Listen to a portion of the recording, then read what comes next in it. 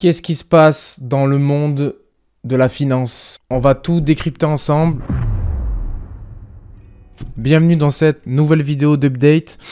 Avant de commencer, merci de partager à fond la vidéo, de mettre des commentaires sous la vidéo. YouTube va me mettre en avant grâce aux commentaires, grâce aux likes. Et c'est parti. Alors pour commencer, le Crédit Suisse en grand danger. On a vu ces derniers temps la perte de confiance énorme qui s'est installée dans le monde de la crypto par rapport à FTX. Mais dans la finance traditionnelle, il y a quelque chose qui attire l'attention de nombreux investisseurs et beaucoup d'acteurs du marché. C'est la banque Crédit Suisse qui est en grande difficulté. Alors, je vous lis l'article vite fait, je vous résume. Les fortes inquiétudes générées par le Crédit Suisse début octobre 2022 ressurgissent de nouveau. Selon une publication du Financial Times, je ne vais pas faire l'accent anglais, du Financial Times en date de ce 23 novembre, la grande banque basée à Zurich, Suisse, verrait une partie de ses clients fortunés fuir vers des terres plus sûres à leurs yeux. Crédit Suisse anticipe en effet une perte équivalente à 1,6 milliard de dollars pour les résultats de son quatrième trimestre. Il semblerait que ça soit sa division gestion de fortune qui pose particulièrement problème. Qu'est-ce qui s'est passé? C'est qu'en fait, dû à ça, le Crédit Suisse a commencé à subir des retraits nets de dépôts et d'actifs au cours des 2 premières semaines d'octobre 2022, à des niveaux qui ont largement dépassé ceux du troisième trimestre. Cette division consacrée aux plus riches de ses clients aurait aussi subi une sortie nette de 10% des actifs sous sa gestion, de quoi plomber le bilan global de la banque. Donc, on a les crypto-monnaies, on a une peur il y a une peur globale en ce moment. Il y a l'économie traditionnelle qui est pas très fameuse, qui est très bancale, avec plus de 1500 milliards de francs suisses d'actifs sous gestion, presque 2 fois la valeur actuelle de toutes les cryptos. Crédit Suisse, c'était vraiment un mastodonte. Ça faisait partie des banques, j'en parle dans un podcast. Too big to fail, trop grosse pour laisser sa faillite, trop grosse pour faire faillite. Donc en fait elle est ultra soutenue et elle veut pas qu'elle tombe, on veut pas qu'elle s'écroule parce que ça pourrait causer une crise économique comme en 2008 Lehman Brothers. Mais voilà. Donc on va voir l'action. L'action c'est pas fameux, C'est pas fameux l'action. On voit qu'en weekly, c'est une dégringolade. Là on voit les bandes de Bollinger complètement écartées. Des volumes haussiers, le RSI complètement baissier, c'est vraiment c'est la dégringolade, vraiment. Le monthly, un monthly comme ça, c'est vraiment c'est très mauvais signe. Ça rappelle un peu le Luna et le FTT, mais en monthly quand vous voyez une descente comme ça, c'est qu'il y a panique et on fuit. Donc toutes les time frames sont baissières. Crédit Suisse en très grand danger et au bord de la faillite. En résumé, dans le monde des crypto-monnaies, Christine Lagarde réclame un MiCA 2. Bien que la chute d'FTX soit due à dividendes faute de gestion, pour ne pas dire de malversation, les autorités se sont prononcées en faveur d'une réglementation toujours plus forte du secteur des crypto-monnaies. En plus du règlement européen MiCA, Market in Crypto Asset, la présidente de la Banque Centrale Européenne, Christine Lagarde, réclame déjà une seconde couche avec un MiCA 2. Donc ils essayent encore plus de resserrer les taux, on va dire. Législation de paiement crypto, légalisation des paiements crypto au Brésil. Il est désormais légal de payer des biens et des services au Brésil en utilisant les crypto-monnaies. En effet, la Chambre des députés a adopté une loi visant à légaliser les actifs numériques comme moyen de paiement. Donc ça, c'est plutôt pas mal. Donc au menu, je vais te faire une analyse sur le Bitcoin, sur le TH. Je vais te faire une analyse aussi sur l'or. Et je vais te présenter, donc reste bien jusqu'à la fin, je vais te présenter 2 crypto-monnaies que je surveille avec un potentiel de hausse, d'après moi, de plus de 20%. Ok? Donc c'est parti. Alors, le Bitcoin, on est toujours sur la EMA 200. Donc, est-ce que là, ça va être très important parce que c'est un bon niveau de un bon niveau de rebond. On a les 38,2, les prolongations de Fibonacci qui menacent le Bitcoin à 13 784. Les 0,38,2 qui menacent le Bitcoin à 13 917. On voit que les bandes de Bollinger sont quand même assez écartées. Donc attention, le BTC en monthly. En weekly, on est toujours sur cette droite de tendance que je vous présente depuis plusieurs vidéos.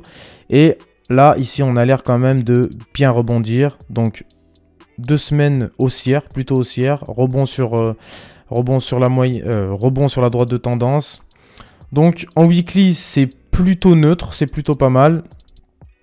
En 14 jours, bon, on voit qu'on a cassé cette droite de tendance qui faisait support depuis le 27 août 2015. Donc les bandes de Bollinger ont l'air, de se resserrer. Donc en 14 jours, c'est plutôt neutre, mais on est toujours baissier parce qu'on est en dessous de la EMA 200. Donc pour moi, c'est toujours baissier tant qu'on ne réintègre pas au moins les 19 000. Le daily, on est toujours dans ce fameux range, donc rectangle de consolidation en format range. Le haut du range serait à 17 500, donc ça correspond. Donc on voit que les bandes de Bollinger sont resserrées. On est plutôt neutre en daily, ok? Sur du 4 heures, on a quand même des reprises en trading qui sont plutôt pas mal, mais on est toujours en dessous de la EMA 200. On voit qu'en 1 heure, bon, en 1 heure, c'est pas mal, hein, c'est du bon trading, c'est des bons mouvements.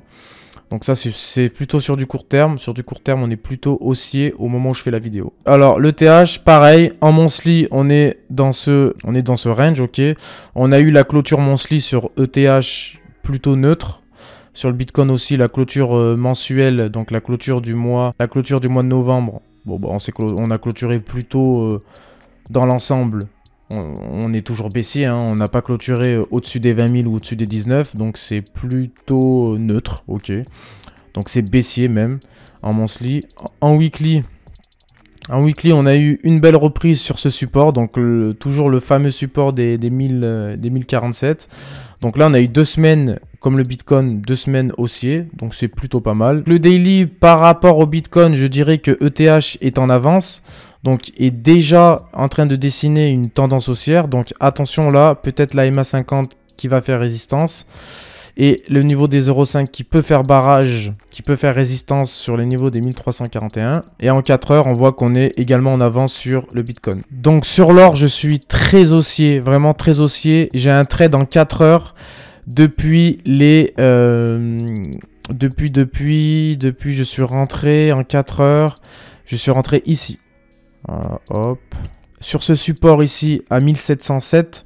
Donc je suis même rentré sur une mèche à 1705. Donc j'ai ce trade depuis on va dire, j'ai ce trade depuis plus de 30 jours. 5% sur l'or, donc c'est magnifique. Donc je l'ai envoyé sur le groupe privé. Je l'ai envoyé sur le groupe privé le 10 novembre à 6h47. Donc moi je suis debout très tôt pour les marchés financiers. Donc le TP1 a été touché magnifiquement. Donc moi, je vise plutôt le TP2. Donc le TP2, après avoir sécurisé mes gains, avoir rapproché mon stop loss positivement à 1720. Donc comme je suis rentré à 1705, si le prix rebondit, si le prix rechute violemment, je suis clôturé à BE. Je suis clôturé à BE positivement. Car mon BE représente mon point d'entrée à 1705. Donc moi, je suis très positif. Mais voilà, là, je suis entré sur du 4 heures. Mais le daily, voilà, le daily, il est magnifique. Ça, c'est du graphique qui est magnifique. Rebond ici à 1717. Donc, tendance très haussière. On évolue sur la bande haute des bandes de Bollinger. On réintègre les bandes de Bollinger. Hop, on se rappuie sur l'ancienne résistance redevenue support. Bam, qui correspond presque à un niveau de Fibonacci. Et du coup, on se rappuie sur un niveau de Fibonacci. On casse la EMA 200, tendance haussière. Donc sur l'or, je suis extrêmement haussier. Et comme tu vois sur le trade que j'ai lancé le 10 novembre, je vise au moins le TP3 à 1868. Ok. Donc 1868, cela correspondrait prolongation de Fibonacci, les 78,6. Parfait, parfait. Donc mon trade, vraiment, c'est du swing trading. Je suis la tendance, je rapproche mon SL au fur et à mesure que le prix évolue favorablement en ma faveur. Favorablement à ma faveur, je sais pas si ça se dit, bref. Et boum, voilà, ok. Tendance très haussière.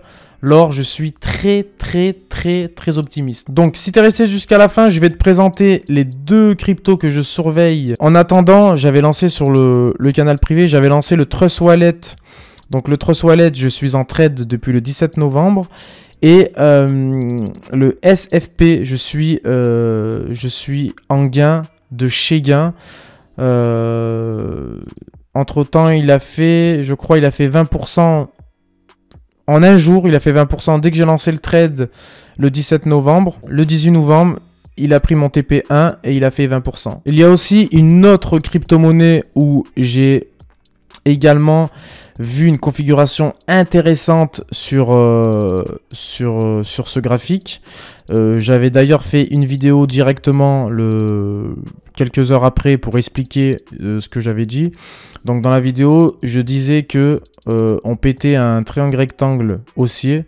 Donc bon, je l'ai effacé depuis parce que mes targets ont été prises, mais voilà, ça faisait plutôt une droite de tendance comme ça, une droite de tendance comme ça, et boum, on a cassé par le haut. Et là depuis, la crypto-monnaie a pris 30%, ok. Donc si vous voulez rejoindre vraiment le canal privé, je vous encourage, parce que dans le canal privé, vous allez avoir accès à des infos exceptionnelles en avant-première de ma part, des analyses de ma part, un suivi privilégié, un accompagnement privilégié.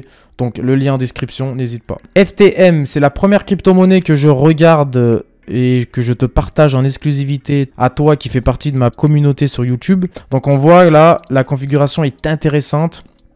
On voit qu'on s'apprête à casser cette droite de tendance ici. Donc moi j'attends éventuellement peut-être le pullback. Donc le pullback il a l'air d'être fait sur la mèche. Donc c'est pas impossible qu'on fasse ça. Boum. Donc à surveiller. Fantôme vraiment très intéressant. Le 4 heures il est déjà très haussier. Donc attendre un peu peut-être. Attendre un peu avant de se placer, un retracement sur des niveaux de Fibo. Donc un retracement éventuel peut-être sur les 23,6. Donc tu vois, on voit qu'il revient toujours retaper ces 23,6. Ou éventuellement les 38,2 de Fibonacci pour se replacer si tu as manqué le trade. Ok. En weekly, le FTM, c'est magnifique. C'est vraiment magnifique. Il s'appuie sur ce support. Donc FTM, très intéressante. Et en plus, on voit qu'on on a rebondi sur ce même support en monthly également. Et deuxième crypto-monnaie, KCM. Très haussier pour moi, mais la configuration est parfaite. On est au-dessus des moyennes mobiles. Et là, on voit qu'on a à peine rebondi. On essaye peut-être de casser cette EMA 50. Donc KCM et Fantôme sur du long terme. Là, on voit qu'on essaye de casser ce biseau. Donc vraiment à surveiller, très grave. Après une tendance très baissière, peut-être que c'est le moment, avec un peu de volume, de franchir cette droite de tendance. Donc j'espère que ça t'a plu. J'espère que tu es resté jusqu'à la fin. N'hésite pas à me mettre des pouces bleus pour pousser l'algorithme de YouTube, à commenter sous la vidéo. N'hésite pas à aller consulter les liens en description si tu veux aller plus loin avec moi. Je te souhaite plein de réussite, la paix sur toi. Tchou!